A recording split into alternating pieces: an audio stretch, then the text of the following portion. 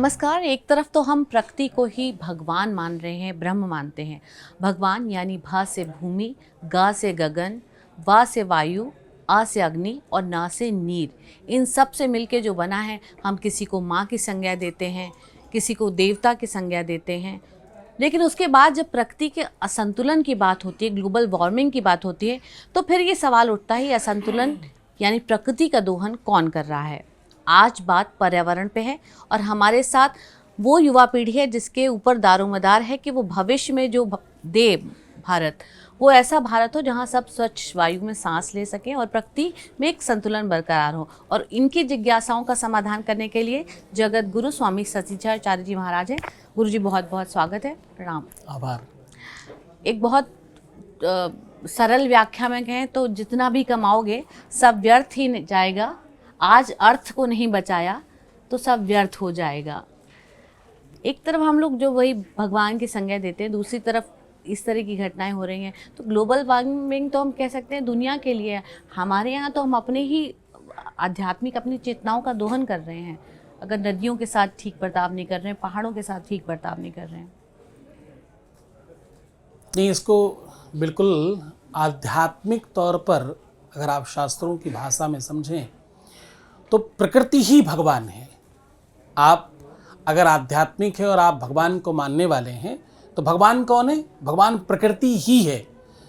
भगवान में जो भा है वो भूमि को रिप्रेजेंट करता है। जो गा है भगवान के अक्षरों में भ ग, तो जो गा है वो गगन यानी आसमान का प्रतिनिधित्व करता है। वह वायु को, आ अग्नि को और ना नीर यानी पानी को रिप्रेजेंट करता है। तो ये जो प्रकृति के प्रमुख तत्व हैं यही भगवान हैं और हम इनके विपक्ष में काम कर रहे हैं। जल देवता है हमारे यहाँ, धरती माता है हमारे यहाँ, आकाश हमारे यहाँ संबल है। तो जीवन का आप उद्देश्य भूल रहे हैं। आप किसी न किसी तरह से प्रकृति को नुकसान पहुंचा रहे हैं और उसका प्रतिफल है कि कभी भूकंप आता है, कभी बाढ़ आती है, कभी भूचाल आता है, कभी कभी समुद्र में आपका आतताई स्वरूप दिखता है। कभी सर्दी हो जाती है, सर्दी तो बहुत होती है, कभी गर्मी और कभी पड़ती ही नहीं है। और अथवा समटाइम आपको जो ये महामारी और विनाशकारी जो बीमारियां दिखने को मिलती हैं, कभी आप देख रहे हो कि केदारनाथ में बार बार हेलीकॉप्टर्स गिर रहे हैं। ये सब प्रकृति आपको संकेत दे रही है कि सावधान। शारीरिक प्रकृति और बाहरी प्रकृति दोनों आपको सावधान करते हैं। जैसे बुखार आना कोई बीमारी है क्या आपको लगता है? बुखार आना एक लक्षण है, एक वार्निंग है। आपका शरीर तपने लगे तो आप समझना कि अब वार्निंग आ रही है, आप बीमार हो गए हो। क्योंकि बुखार तमाम तरीके के हैं, मलेरिया, डेंगू, मेनिंजाइटिस, तुम्हारा कोरोना का बुखार, तमाम तरीके के बुखार हैं। मतलब 47-48 प्रकार तो मुझे ही याद हैं बुखार के। तो बुखार एक लक्षण है, बीमारी नहीं है। तो ऐसे ही लक्षण प्रकृति में देखने को मिल रहे हैं। लोगों के बाल जल्दी सफ़ेद हो रहे हैं, आंखें काम नहीं कर रही, कान काम नहीं कर रहे हैं, शरीर काम नहीं कर रहा है। युवा बच्चे एक मंजिल पे पहुंचते पहुंचते ही ऐसा लगता मतलब क्या ही छूट गया है, क्या खाया है, क्या पिया है, क्या बचाया है और क्या रह गया है।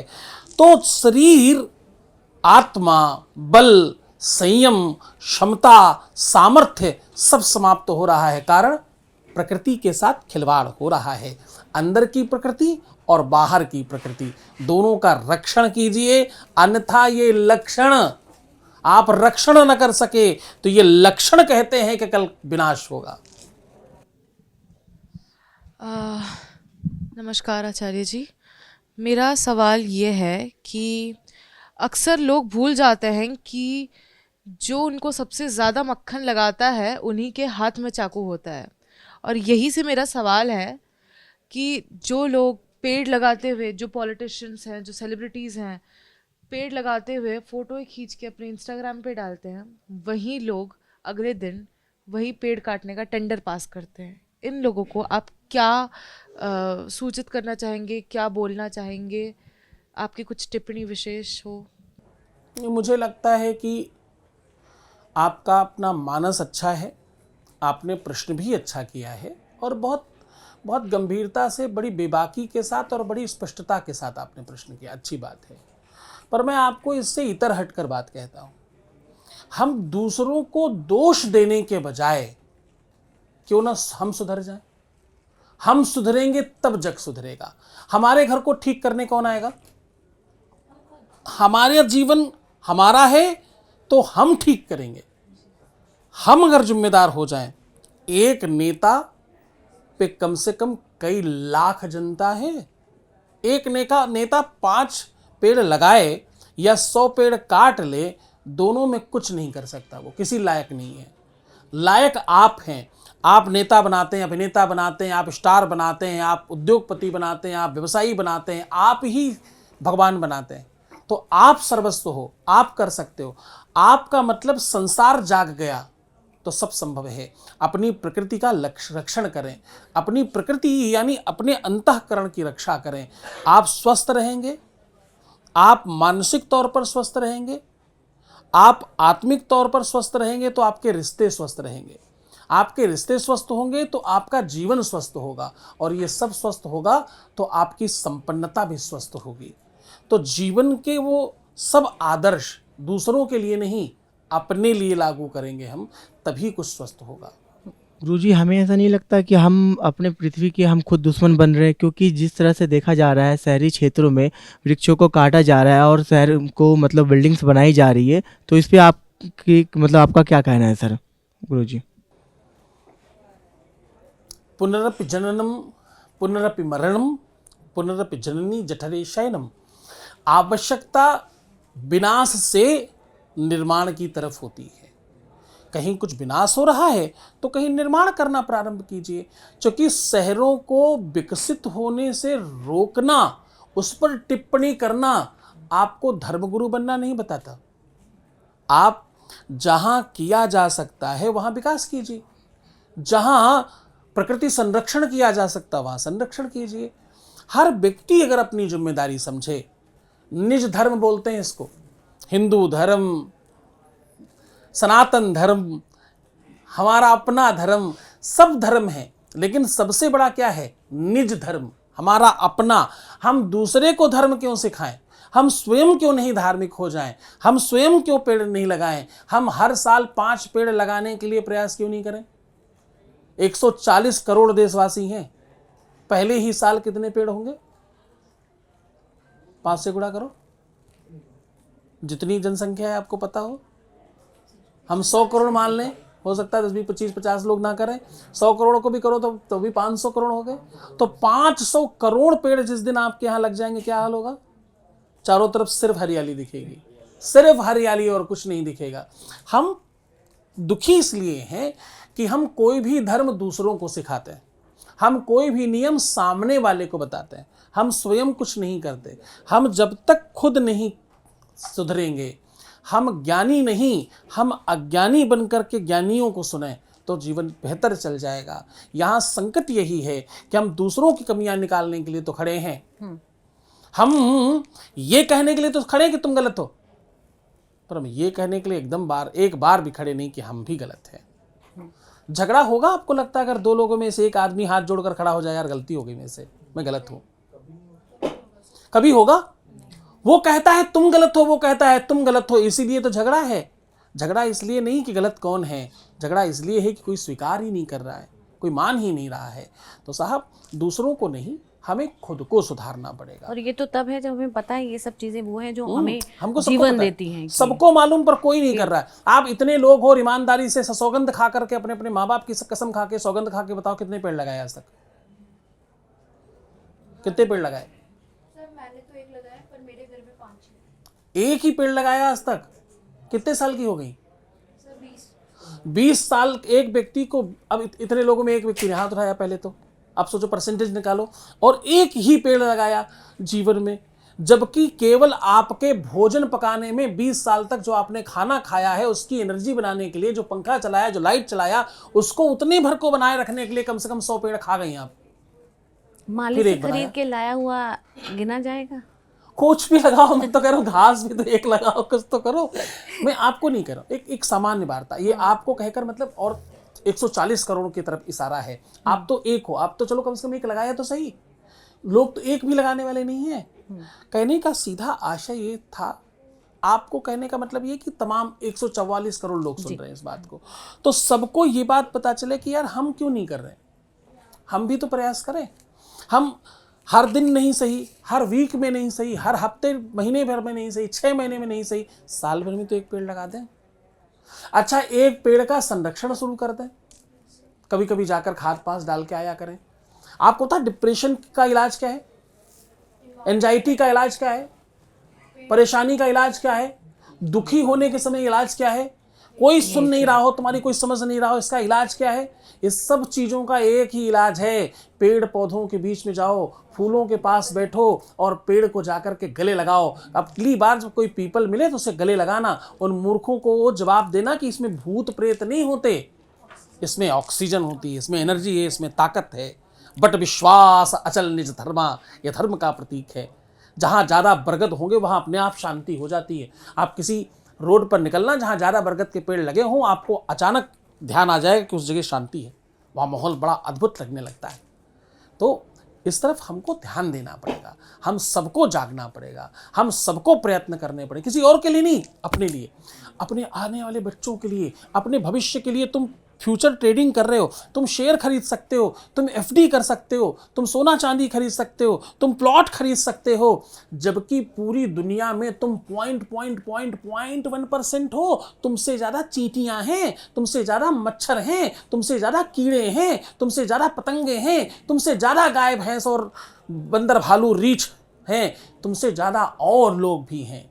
वो स्कूल नहीं जाते, वो कॉलेज नहीं जाते, फैक्ट्री नहीं बनाते, प्लॉट नहीं बनाते, एफडी नहीं बनाते, सोना नहीं खरीदते, नौटंकी नहीं करते, प्रपंच नहीं करते, कुछ नहीं करते, उसके बावजूद जिंदा हैं, सासम्मान जी रहे हैं, सानंद जी रहे हैं। कितनी कम हो गई हो आबादी, फिर भी तुमसे कहीं ज़्यादा है।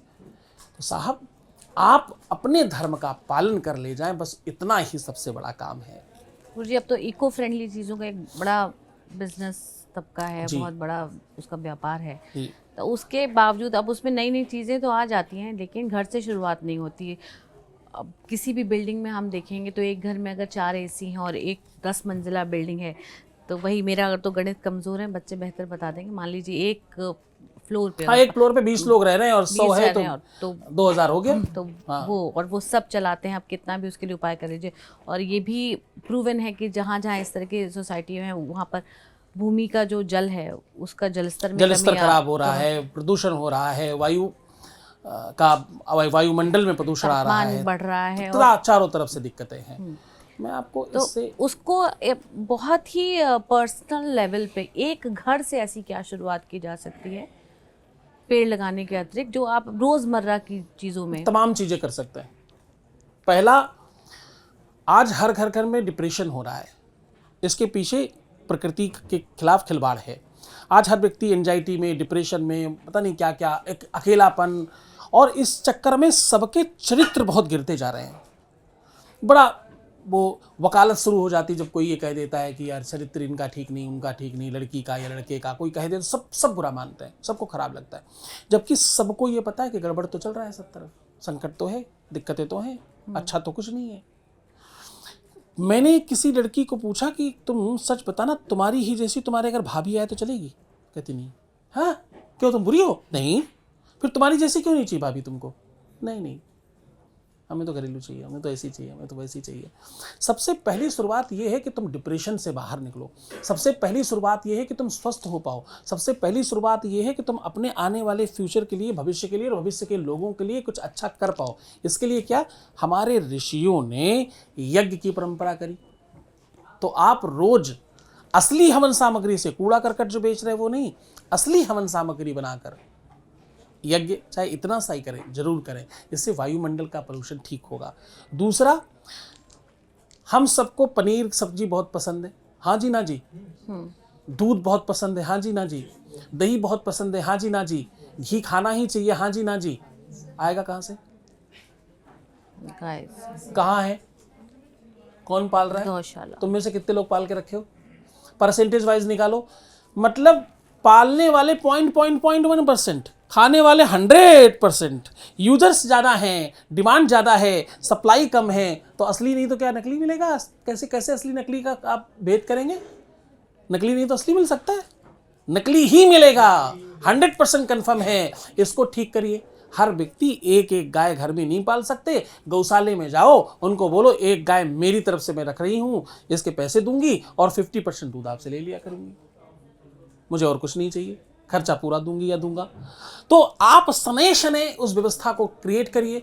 कुत्ता पाल सकते हैं, हाथी बैल गधा पालने की बड़ी इच्छा है, हाँ? कबूतर और पता नहीं क्या क्या क्या क्या पालना चाहते हो, पालो। प्रकृति के सब रक्षक हैं, सबको पालो, पर गाय भी तो पालो। इससे तुम्हारा जलस्तर, इससे तुम्हारी भूमि शुद्धि, तमाम तरीके के लाभ मिलेंगे। तुम्हारे पूर्वज सिखा गए, उसको करो। वृक्ष लगाओ, गाय पालो, हवन करो। ये सब परंपरा नहीं है, ये केवल धर्म और पूजा पाठ नहीं है, ये भगवानवादिता नहीं है, ये भकोसला नहीं है, ये अंधविश्वास नहीं है, ये तुम्हारी रक्षा, सुरक्षा और तुम्हारे जीवन को विशुद्ध करने की व्यवस्था है। नमस्कार गुरुजी, मेरा आपसे ये सवाल है कि हमारे संस्कृति में जननी जन्मभूमि कहा जाता है, तो सर उसी जननी को या जन्मभूमि को सुधारने के लिए लोग विकास कर रहे हैं, और वो विकास कर रहे हैं पर्यावरण काट कर। तो आप सर बता सकते हैं कि पर्यावरण और विकास ये दोनों साथ साथ कैसे चले? नहीं, इसका सीधा सूत्र है, जननी जन्मभूमिश्च स्वर्गादपि गरीयसी, रामायण कहती है। इसका पूरा सूत्र बहुत सीधा, बहुत स्पष्ट है। आप जब एक तरफ कोई चीज खराब करते हैं तो दूसरी तरफ आप ही निर्माण करते हैं। आप ही निर्माण करता है, आप ही संहारक हैं और आप ही विनाश करता है। आपको तीनों ही स्वरूप अपने ही अंदर रखने पड़ेंगे। आप जब एक तरफ चीजें गड़बड़ कर रहे हो तो आप देखिए, आजकल अच्छी बात यह होगी कि अमीरों को अब फार्म हाउस की तरफ थोड़ा रुझान बढ़ा है। ये उसी तरफ का एक अच्छा प्रकल्प और विकल्प है। आजकल धीरे धीरे लोग ऑर्गेनिक फूड्स की तरफ रुझान बढ़ा है। अब रुझान तो बढ़ रहा है, आवश्यकता तो बढ़ रही है, आविष्कारों की कमी है।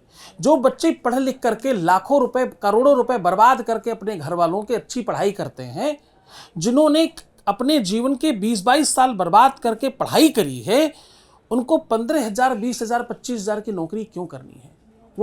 वो कृषि की तरफ क्यों नहीं जा रहे हैं? क्या शिक्षित होकर के ये सब काम नहीं किए जा सकते? शिक्षित लोग इसलिए नहीं होते कि काम को छोटा और बड़ा बताएं। शिक्षित लोग इसलिए होते हैं कि छोटे से काम को भी बड़े स्तर पर करके दिखाएं, छोटे से काम को बड़ा कर ले जाएं। इसके लिए लोग शिक्षा लेते हैं। हमारे यहाँ परंपरागत हम भीड़ की तरफ चल पड़ते हैं। हम जो सब कर रहे हैं वही हम भी करेंगे, जैसे सब जी रहे हैं वैसे हम भी जिएंगे, जैसे सब रह रहे हैं वैसे हम भी रहेंगे। तो मुझे लगता है प्रकृति को समझो, अपनी नियति को समझो, अपनी प्रकृति और सिस्टम के आधार पर चलो। आजकल देखिए कितना बढ़िया शोध और रिसर्च हुआ है कि आप अपनी छोटी सी छत पर खूब सारी सब्जियां, खूब सारे फल फ्रूट्स लगा सकते हो। करना ही चाहिए। अनावश्यक हर हाथ में 50,000 लाख रुपए का मोबाइल तो लोग रख लेंगे, जिससे अमृत टपकेगा रोज।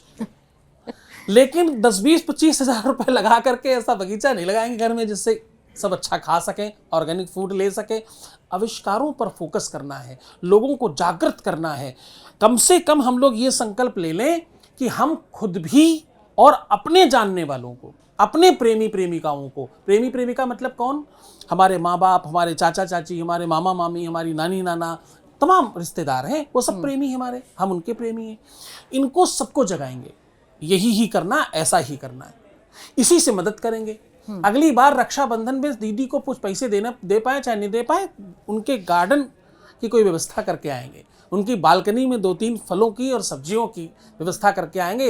हो सकता आदत पड़ जाए, हो सकता वो जाग जाए, उसके बाद आप एक लगा के आओगे, वो 20 लगाए मिलेंगे अगले बार। तो हम सब खुद जागे, लोगों को जगाएं, ये हमारा पहला निजी धर्म है। प्रकृति, सृष्टि और परमात्मा की रक्षा आपके हाथ में है, क्योंकि धर्मो रक्षते रक्षताः, धर्म की रक्षा आप करोगे तो धर्म आपकी रक्षा करेगा, प्रकृति की रक्षा आप करोगे तो प्रकृति आपकी रक्षा करेगी। और इसका बहुत अच्छा उदाहरण ये है कि उपले जानते हैं आप लोग, कंडा उपला जिसको बोलते हैं, गाय के गोबर से बनता है। तो अभी हमें ऐसे देखने को नहीं मिलता, लेकिन वही नवरात्र में या आपके घर में कोई धर्म कर्म होता है तो जो ऑनलाइन साइट्स होती हैं वहाँ पे काऊ डंग केक के नाम से वो पैकेजिंग में बाकायदा बहुत महंगा बिकता है। तो आप जिस चीज़ को मतलब गांव देहात की चीज़ सोच के ऐसे छोड़ देते हैं, वही चीज़ आपकी वो एक नई पैकेजिंग के साथ और महंगी होकर मिलती है। वो क्या है ना, हमारे लोगों को आदत है, योग जब योगा होगा तो माना जाएगा, आयुर्वेद जब आयुर्वेदा होगा तो माना जाएगा, हमारे यहाँ के स्वामी विवेकानंद जब विवेकानंदा होंगे तो माने जाएंगे। हमारे यहाँ को आदत है, हमारी वस्तु को दूसरा कोई छौंक लगाकर अपना नाम लगा करके वापस हमको दे दे तो हम बड़ा अच्छा मानकर उसे स्वीकार कर लेते कि देखिए वो भी फॉलो कर रहे हैं। नहीं कि ये वैसा है, इंटरनेशनल हो गई चीज़। तो साहब अपनी चीज़ अच्छी ही है, वो जिस भी प्रकार की उसे स्वीकार करें, प्रकृति और सृष्टि का रक्षण करें, बाहर की प्रकृति नहीं अंदर की भी प्रकृति को अच्छा करें। आहार और व्यवहार ये दो तुम्हारे पैर हैं, जिससे सही चलोगे तो फिर आचरण अच्छा हो जाएगा। आहार व्यवहार फिर तुम्हारा आचरण, ये धीरे धीरे चढ़ते चढ़ते तुमसे बड़ा, तुमसे अमीर, तुमसे श्रेष्ठ, तुमसे बेहतर, तुमसे ज्ञानी और तुमसे ज़्यादा सफल कोई होगा नहीं। बस इतना ही करना है। बहुत बहुत धन्यवाद गुरुजी। तो आप उसको बहुत आधुनिक होके अगर बोलते हैं कि मैं एनवायरनमेंट फ्रेंडली बातें करता हूँ, या आप उसे प्रकृति मान के उसकी पूजा करें, बात वही है। आपको वो प्रकृति जो आपके लिए जीवनदायिनी है उसकी रक्षा स्वयं करनी है, वरना आने वाले दिनों में खतरा आपके स्वयं के अस्तित्व पर होने वाला है। इस कार्यक्रम में इतना ही। मिलेंगे फिर किसी और शंका के समाधान के साथ, किसी और समस्या का हल जानने के लिए जगत गुरु आवाज में। तब तक के लिए नमस्कार, धन्यवाद।